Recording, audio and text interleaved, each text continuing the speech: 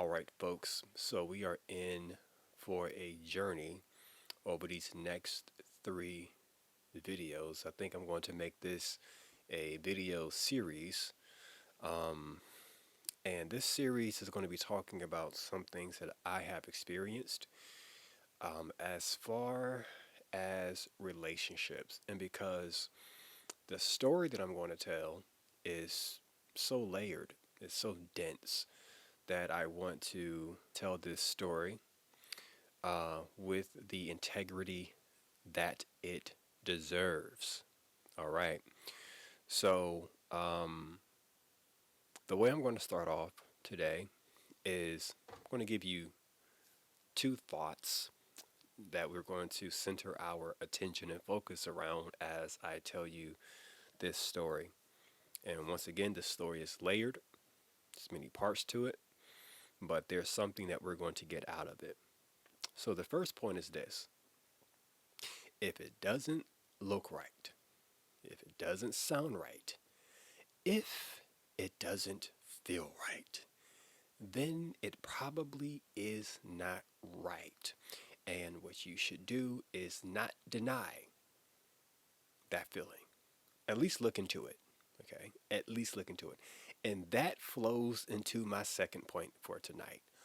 Honor those who are deserving of honor, but do not allow honor to become your blindfold or your muzzle. I'll say that one more time for the folk in the back. Honor those who are deserving of honor, but do not let honor become your blindfold or your muzzle. So I have to take you back over a decade where this story begins. The story begins in 2012. In 2012, I am at a particular church, and I'll say this too. This story that I'm going to tell is the intention of it is not to come for anybody. It's not to put anyone on the spot. So I'm not saying names for that purpose, okay? Because I don't want what I'm saying to be convoluted by messiness. Because this is not a messy story. I mean, it's difficult and it's challenging, but it's not going to be mess. All right. At the end of it, at the end of this series, there's going to be some wisdom and some nuggets dropped in there. Okay. So this story begins in 2012. 2012, I am assisting a youth minister, a youth facilitator in their youth ministry. Now, at this time, I'm not newly saved. I've been in church for a while, but I'm still a young Christian. And I'm just gung ho, right? I am inspired. I am what you would call at this time a Jesus freak. I'm zealous for the Lord, and I just want to serve Him in the most integral way, in the most wholehearted way. And so, wherever I could serve, I'm serving. And so, I'm serving with this youth facilitator, okay, along in the youth ministry. The youth facilitator happens to leave the church. He gets a job somewhere else. All right. So that leaves me with the young people. And so I'm consistently showing up on Wednesdays, is when we had our Bible study. I'm consistently showing up teaching Bible study to the young people. Maybe a few months go by and I pray, and the Lord says to me, I hear the Lord, He says, I want you to be over the youth ministry. Okay. Now, this is where it gets where it picks up some. I go to my pastor, my senior pastor at the time. I sit down with my senior pastor, face to face, and I say to him, Pastor, I prayed about it, and I believe the Lord is telling me that He wants me to be over the youth ministry. That's all I say. That's it. I have to give you these details again because I'm not being messy, but these details matter because if it doesn't feel right, if it doesn't sound right, if it doesn't look right, it probably is not right. Don't let honor become your blindfold and your muzzle because you're so zealous for serving God, you neglect your common sense. Okay? I say this to my pastor. My pastor literally says these words to me. He says, good, because me and the executive pastor at the time, a wonderful, awesome man of God who has since gone on to be with the Lord, bless him and his family. He says, good, because me and so and so were talking about that. And we figured that, we were going to have to ask somebody from the outside to come in. And I don't know if this was a Freudian slip, but he said from the outside to come in and we would have to pay them.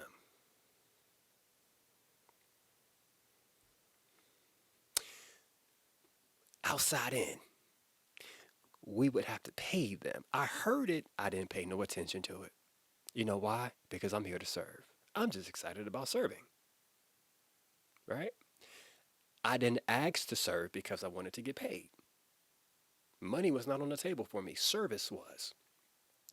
This is a void that needed to be filled. I asked if I could fill it. God said yes. My pastor said, good. Now, in hindsight, what he meant was, yes, yeah, we're going to put you there and we ain't going to pay you. You're not going to get paid. We're going to save some money on you. And listen, I got to make light of this because this is a heavy subject for me and challenging one. And it's like, yeah, good. Um, so a couple of probably not even weeks, maybe a week or a few days go by, and my pastor calls me and he says, "Hey, listen, what we're going to do is we are going to ordain you as a pastor."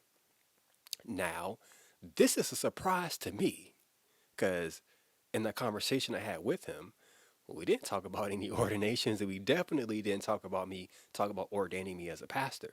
At the time, I'm literally like my service position in the church is literally serving in the parking lot, right? And you know how Christians are about their parking spots.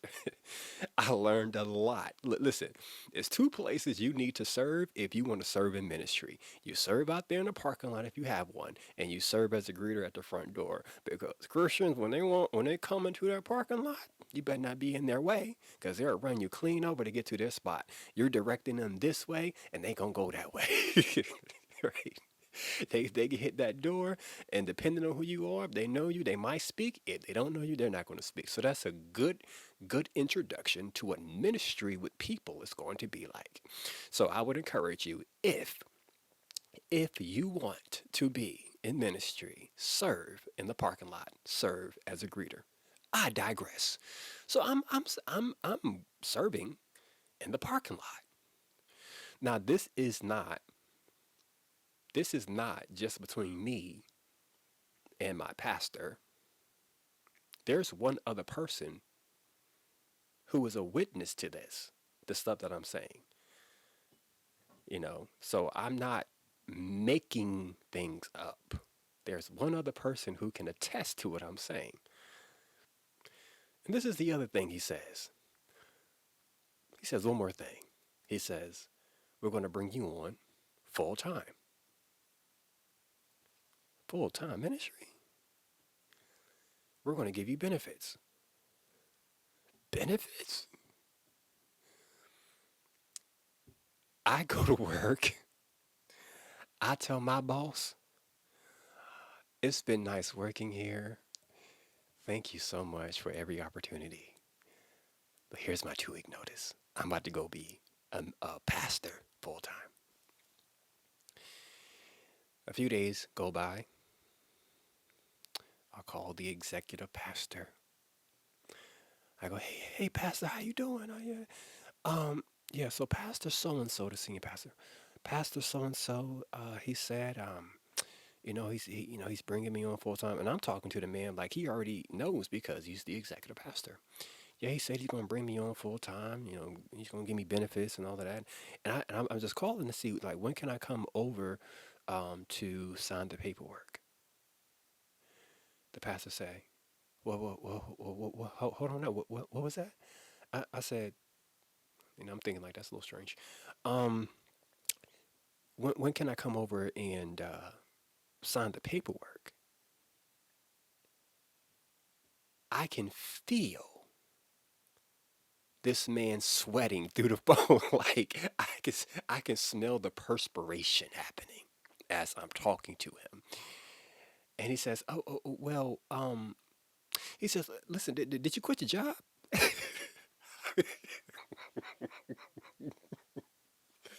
I'm not laughing at him. I'm laughing at the situation. He said, did you quit your job? I said, yes, sir. He said, go get your job back. Go get your job back. Go get my job back. I was like, I know I heard right. I know I heard right. But okay. I hung up. 58 seconds later, my senior pastor calls. He goes, hey, I just talked to so and so, and hey, listen, I didn't say that. And I'm thinking, you did say that, Pastor, but here it is again. Here it is again. I'm zealous for the Lord. I'm not trying to get paid any. That was a perk. Like, if you're going to bring me on full time, that's just a bonus to me serving. It's okay. It's all good. As long as, do I still get the right to serve? Of course, still serving. You're still going to be in a place to serve. Perfect. So then I get ordained. I become the youth pastor. I serve in that function for a few years. Catch you up. I get married, and I get married in the early part of the year, and I take a couple of weeks off, and I should have taken longer off, but I took 2 weeks off, and I came back to serve. And I remember this one day I was at home, I was sitting on the couch, and the Lord said, "You need to take a break." And I said, "Yes, Lord." Because at this time, it was around May, and my ministry followed the school calendar. So May is towards the end of the school year, and I'm processing what are we going to do for the summer, right? The Lord says, take a break.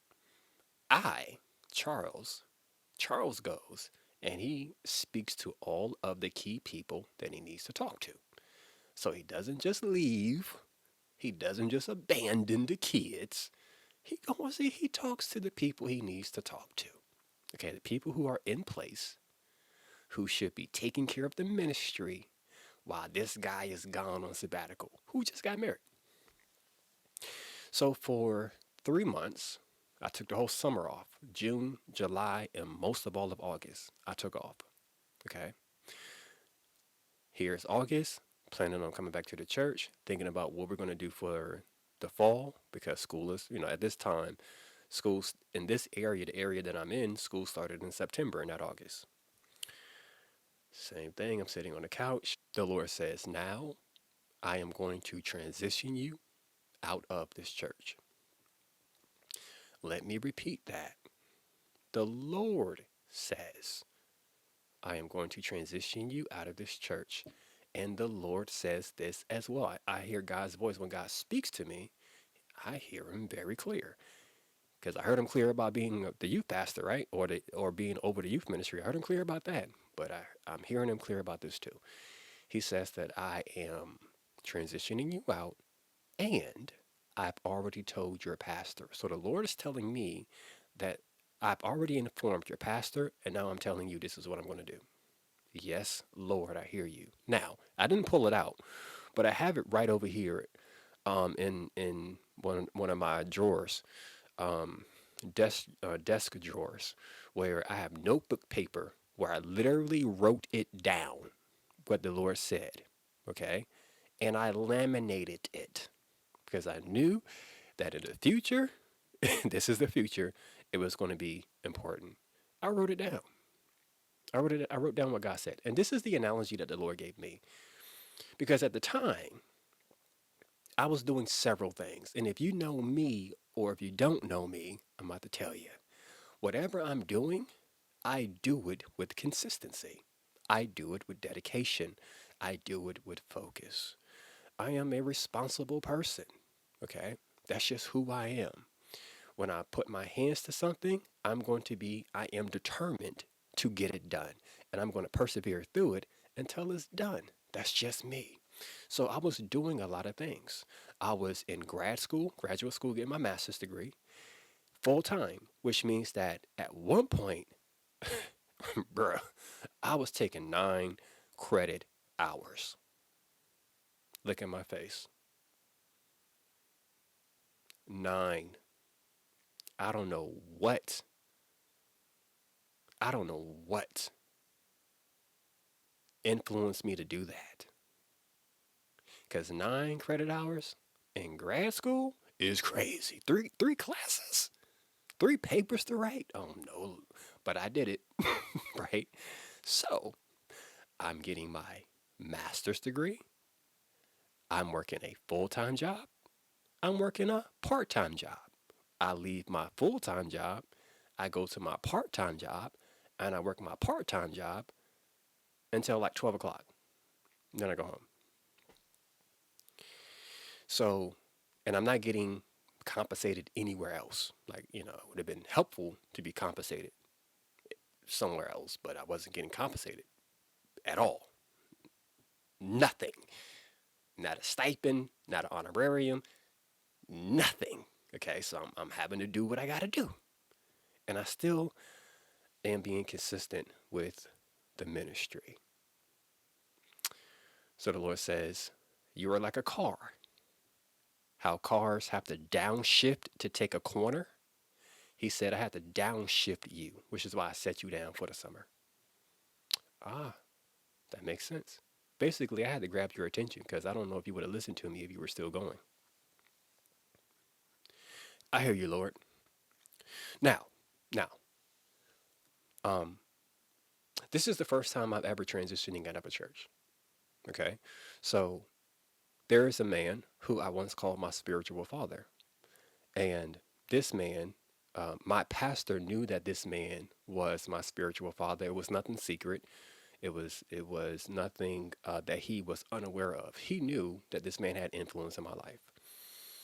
So then, what I do is after I get the call from God, the Lord, that this is what He wants to do in my life, then I contact my spiritual father because not only do I need wisdom about how to handle this, but I also am excited to inform him because I inform him about other things that are happening in my life. So I need direction, but I also want to inform him.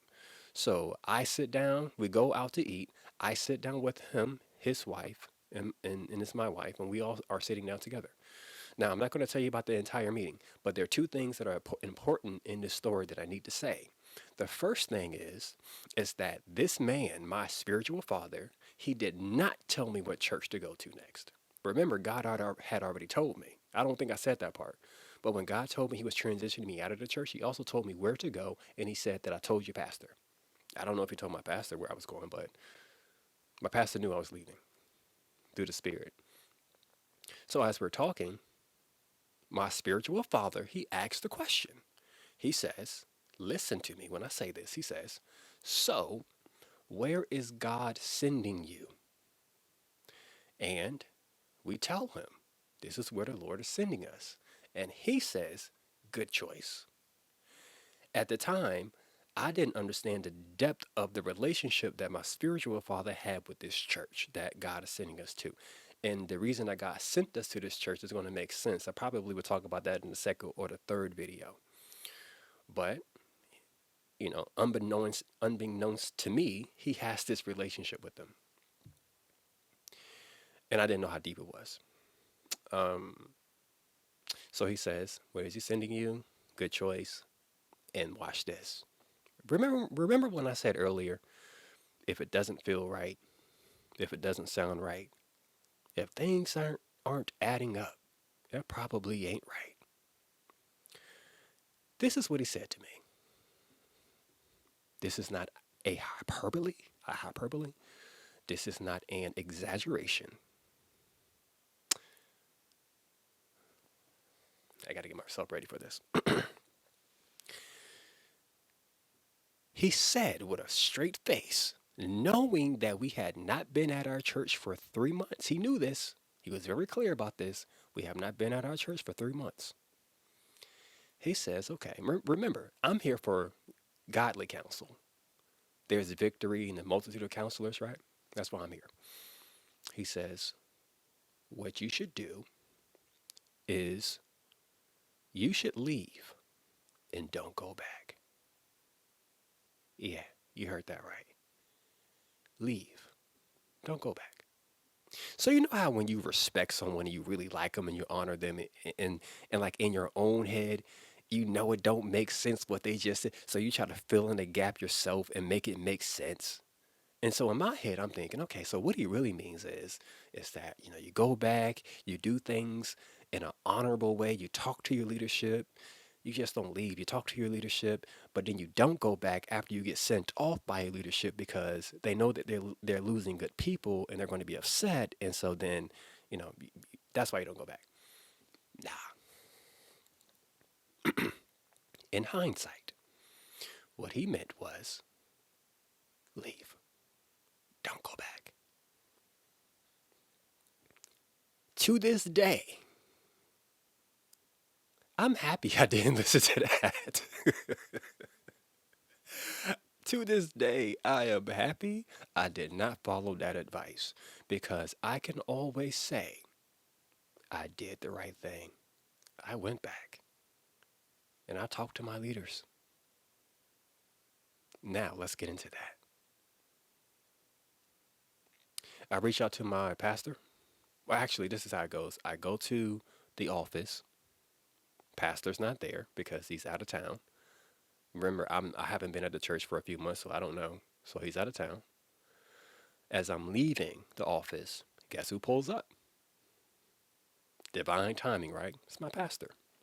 So remember, the Lord has already spoken it to me that he's spoken it to my pastor. So I don't feel like what I'm saying is anything new to him. And I think that I have a good relationship with my pastor.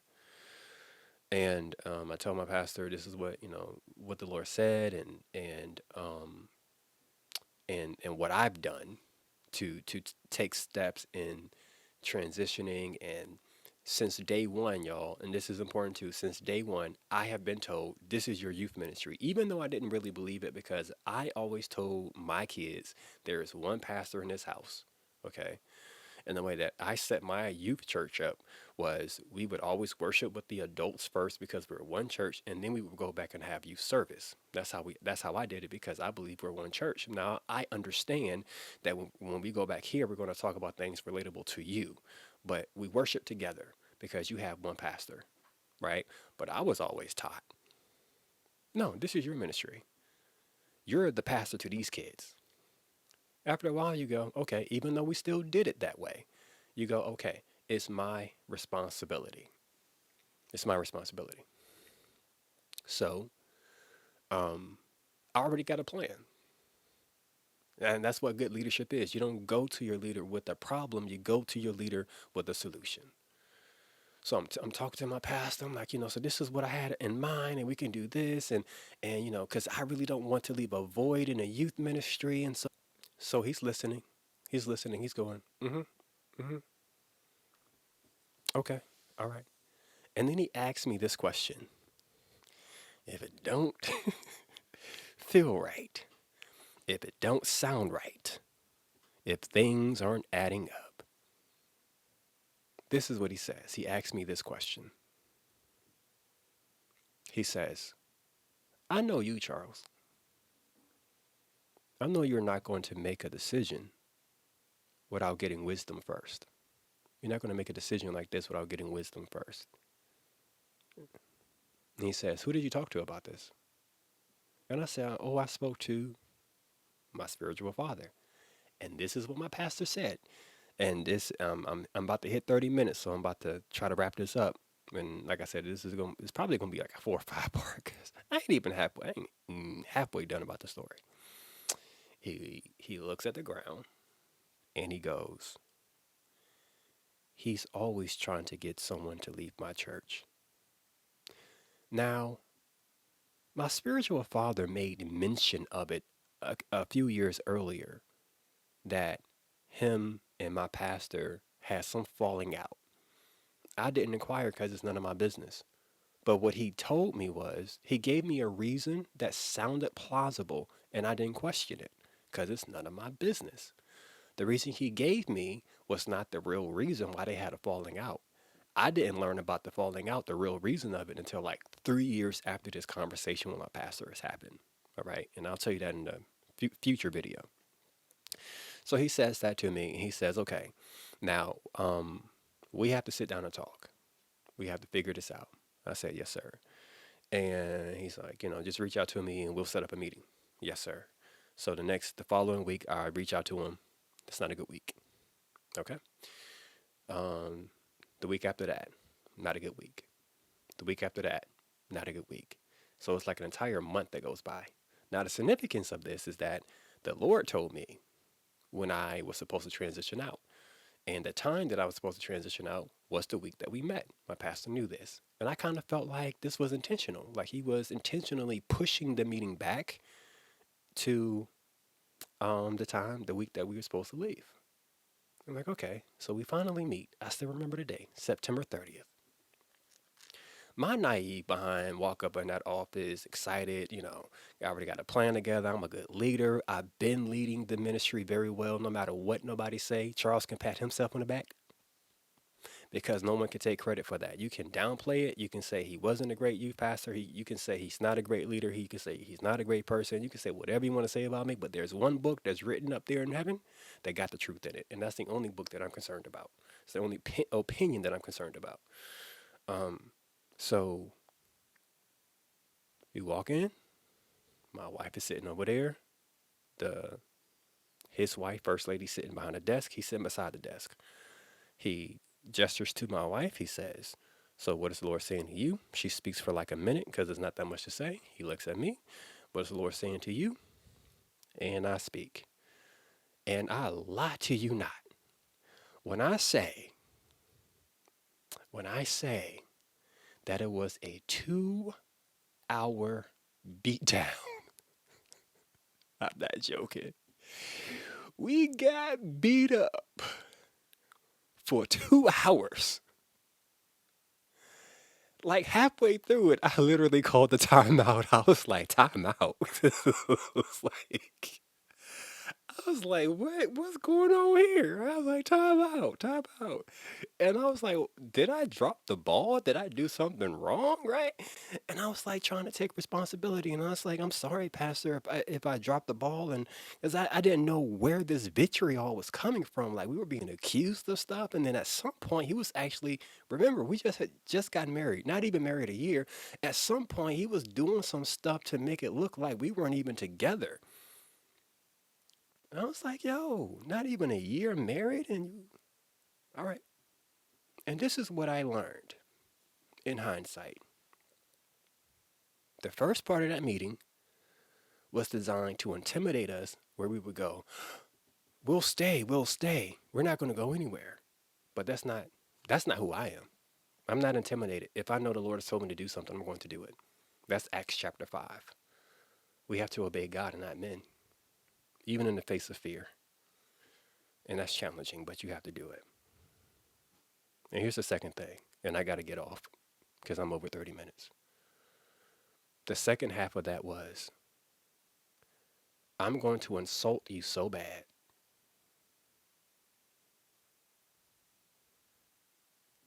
that I'm going to cause you to get up, say, forget you in this church, and walk out so I can say, oh, he just walked out. Because now what you're coming for is my honor. You're coming for my name, and you're coming for my reputation. But we sat there, we took it, and then we prayed. And then we prayed afterwards. When I say my head was spinning, like it was literally spinning when I got out of that meeting. We went home. I got on the Xbox, started playing the process. My wife literally went into the closet and was crying her eyes out because of what happened. And she called one of the pastors at the church and she was talking to that person.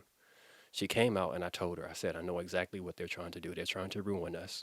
And what we're going to do is we're just going to go back to the church and act like nothing happened because even though God told us to leave on this day, they asked us to leave in the beginning of the new year. But we're going to wait until the new year to leave so that we can keep our honor intact. And this is how I'm going to end this video. You keep your honor intact by honoring God no matter what. Don't try to stop what people are trying to do to you. Let God handle that. I am surrounded by people who I found out don't really care about me. And they were not leading me in the right way. And even though I'm attempting to do things the right way, there are all of these ulterior motives that are trying to pull me off path. Here's the second point that I started with earlier. Honor those who are deserving of the honor. I honor this church, this pastor, the wife, the first lady, for giving me an opportunity in ministry. I absolutely do. That was a significant part of my life, and I appreciate them for that. I thank God for that. In the eighth grade, God told me that I would be in ministry, and they were the door that I walked through to start my process in ministry. I thank God for them. But here's the thing: give honor where honor is due, but do not allow honor to become your blindfold or your muzzle. I'm going to wrap this video or the series up in the next couple of videos. Peace.